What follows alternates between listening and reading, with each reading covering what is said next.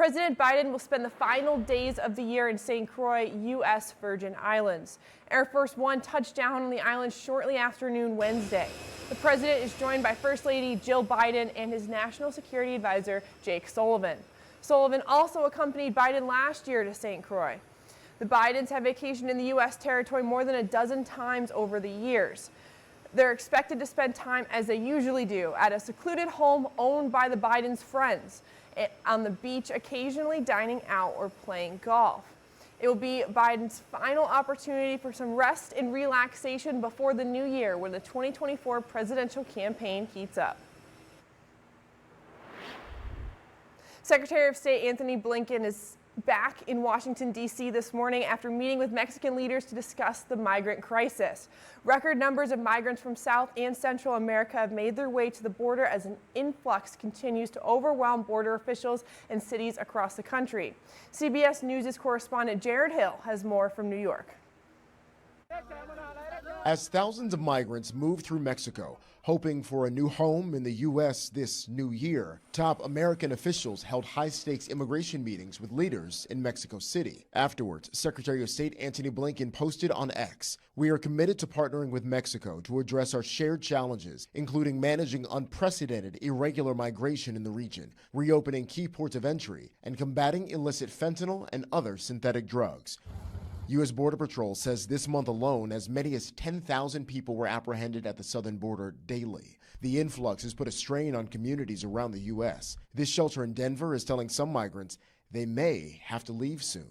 We don't have the space to shelter people indefinitely. Yesterday, the mayors of New York, Chicago, and Denver met to discuss how to manage the migrant crisis. It's intensified due to Texas Governor Greg Abbott's program of busing thousands of migrants to Democrat-led cities. The federal government must take responsibility and lead on this humanitarian crisis. New York Mayor Eric Adams, in a move to curb arrivals, announced an executive order requiring bus companies to give 32-hour notice before coming to the city and imposing limits on where and when migrants can be dropped off, threatening fines and other penalties. Chicago and some surrounding suburbs recently took similar steps, but still pushing for action from Washington.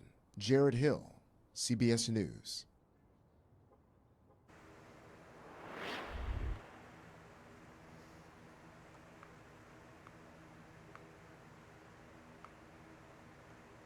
The presents have now been opened, and now you know what to do with wrapping the paper boxes they come in.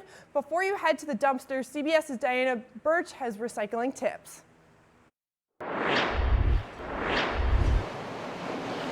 The Burbank Recycle Center sees about 155 tons of material every day. That number increases 25% during the holidays as people send in the leftovers from all those presents. This is our pre-sort line. Amy Hammis is a recycling specialist. She says cardboard boxes and paper products that are not lined should be recycled, but you must remove the packing materials. The tendency can be to keep all that packaging in there, and a lot of the stuff like the foam, the air pillows, things like that are not recyclable in your cart, and so you're just bringing contaminants to us. Bows and ribbons are not recyclable and should be reused if possible. Wrapping paper is recyclable, but not all of it. Once you start getting into all the fancy stuff, the gloss, the metallic, the glitter, all of that just degrades the value of the paper, and so it's not recyclable. And those old, unwanted electronics are in a special category. Anything that has a cord, like lighted trees or ornaments, needs to go to a recycle collection center and not placed inside your at-home recycle bin. It's just going to tangle our equipment, and we're going to have to take it to a collection center for e-waste. Many local governments have special points for e-waste, including products with rechargeable lithium batteries. And several retailers like Best Buy and Staples will recycle old electronics. That has to be handled and dealt with responsibly. Hammis says if you have any doubt, ask your recycling center what they accept to make sure your good intentions don't go to waste. Danya Backus, CBS News, Burbank, California. Improved health tops the New Year's resolutions list year after year for Americans. So how can you eat healthier and manage your weight better in 2024? Here's some advice from a nutritionist on how to hit those goals in the new year. Nutrition therapist Drew DeBello tells us that hitting those goals in 2024 will be difficult. but focusing on the small improvement in your health along the way will build confidence during your weight loss journey. People often become maybe obsessed with the end results and the goal instead.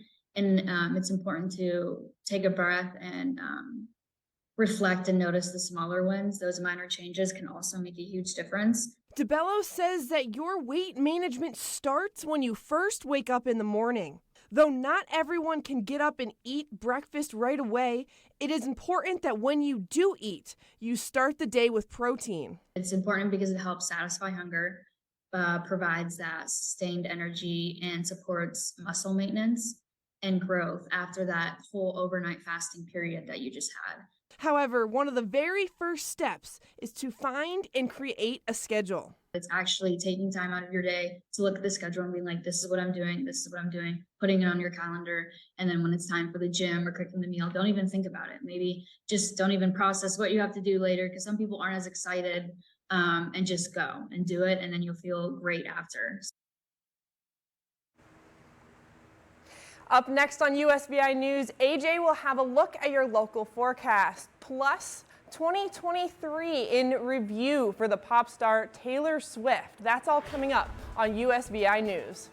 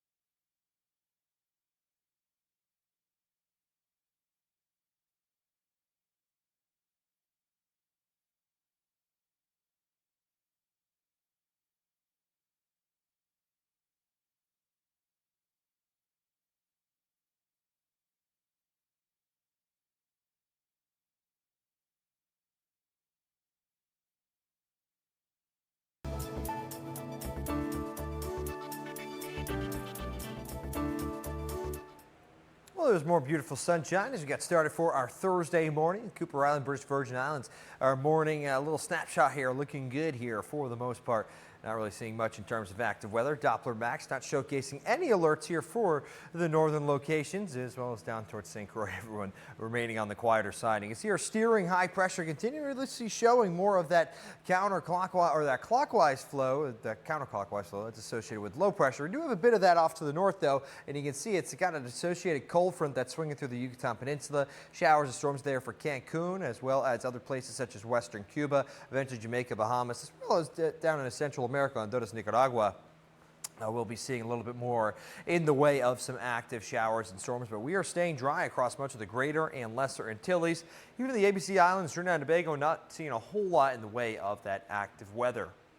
Low pressure system spinning in the open waters of the Atlantic, and you see the secondary one trying to develop here west of Cuba. It will have quite a bit of some showers and storms pushing through the northwestern tier, but once again, Hispaniola, our region, down through Trinidad and Tobago, looking good. Aruba, ABC Islands, even not a whole lot of moisture down into much of Nicaragua, but definitely Costa Rica, Panama, a little bit more in the way of some of those showers and storms. Right to our futurecast, more of a local view at it. As you can see, the sunshine, the common theme as we head for a Thursday afternoon and evening. I think we'll see a little bit more in the way of some cloud cover as we head for our Friday time frame, maybe yielding a rain shower there. You can see a little bit blips of some green showing on up there, so could pick up a quick maybe 1/10 of an inch, if that, of rainfall. But the wind is on the lighter side. You can see not much in the way of those blue or green shadings that we do typically see when the wind gets stronger. Maybe a little bit of a peak there late Friday night into Saturday, but nothing compared to what we have seen in previous kind of weeks and days here. Wave heights, a direct correlation, of course, with that wind, and with no wind, not expecting much in terms of the waves. As you can see, west of St. Croix, south of St. Thomas and St. John, plenty of calmer waters. Of course, more swell there for the open waters of the Atlantic once you travel further eastward, as well as further northward. We do see a little bit more in the way of some active waters there as we head towards our Sunday, but not really much in terms of marine hazards out there. We're at 86 for St. Croix, mostly sunny skies. St. Thomas, St. John, more of the same. A little bit cooler, of course, off to the north there. British Virgin Islands looking good right near 83 with that sunny sky continuing. As we take a look at our 5-day forecast, 84 degrees. Yeah, that is our common theme, and really won't be seeing much in terms of those rain chances. Only about 10-20%, and those do look to continue into early next week. The best chance for pure sunshine, that comes on Monday, but I think we'll see a good share of it over these next several days as well. So, Megan, haven't seen quite too much rain as of kind of these recent few days, and not really expecting a whole lot as we head into the weekend and as we greet 2024.